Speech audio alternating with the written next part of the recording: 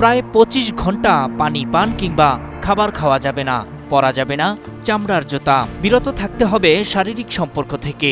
সেই সঙ্গে গোসল, সুগন্ধি বা প্রসাধনী ব্যবহার থেকেও দূরে থাকতে হবে আর অংশ নিতে হবে শোক প্রার্থনায়। বিশেষ একটি দিনে এই ৫টি বিধান মানতে হয় ইহুদিদের। ইহুদি বর্ষপঞ্জিকার সবচেয়ে শোকাবহ ও পবিত্র উপবাসের দিন হিব্রু মাস আবের নবম দিন। এদিনে ইহুদিরা উপবাস করে প্রায় ২৫ ঘন্টা। তবে মুসলমানদের রোজার সঙ্গে তাদের উপবাসের পার্থক্য হল, ইহুদিদের উপবাস শুরু হয় সূর্যাস্ত থেকে পরবর্তী রাত পর্যন্ত।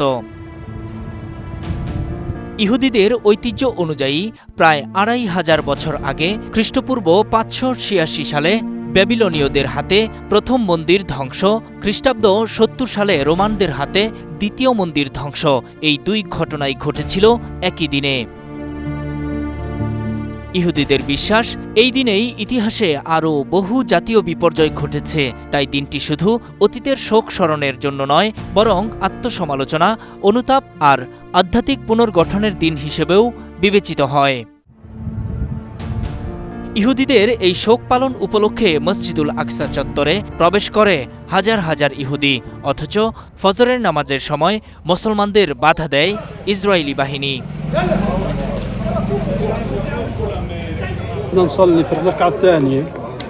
আমরা নামাজের দ্বিতীয় রাকাতে ছিলাম এবং দোয়া করছিলাম। তখন ইসরায়েলি পুলিশ আমাদের উপর চড়াও হয় এবং মারধর শুরু করে। আল্লাহই আমাদের জন্য যথেষ্ট।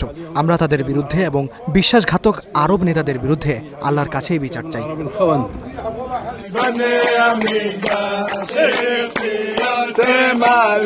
এদিন আল আকসা চত্বরে ধর্মীয় গীত গাইতে গাইতে প্রবেশ করেন উগ্রবাদী ইসরায়েলি নিরাপত্তা মন্ত্রী ইতামার বেন গভির।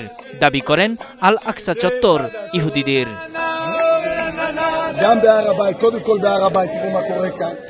তিশা বিআবে আমরা সেই ধ্বংসযজ্ঞকে স্মরণ করি, কিন্তু আমরা টেম্পল মাউন্টেও ব্যাপক অগ্রগতি দেখতে পাচ্ছি। যে ইহুদিরা এখানে প্রার্থনা করেন তারা এখানকার বাড়ির মালিকের মতো অনুভব করছে। এখানে আগে কখনো এমনটা ছিল না। এখন আরও বেশি বেশি জায়গায় প্রার্থনা করতে পারছে ইহুদিরা। মসজিদুল আকসা কমপ্লেক্স ও চত্বর নিয়ন্ত্রণকারী জর্ডানের ইসলামিক ওয়াকফ জানিয়েছে, জেরুসালেমের স্থানীয় সময় সকাল ১০টা পর্যন্ত ৩,০০০-এরও বেশি মানুষ ওই প্রাঙ্গণে প্রবেশ করেছে। নূর মোহাম্মদ, স্টার নিউজ।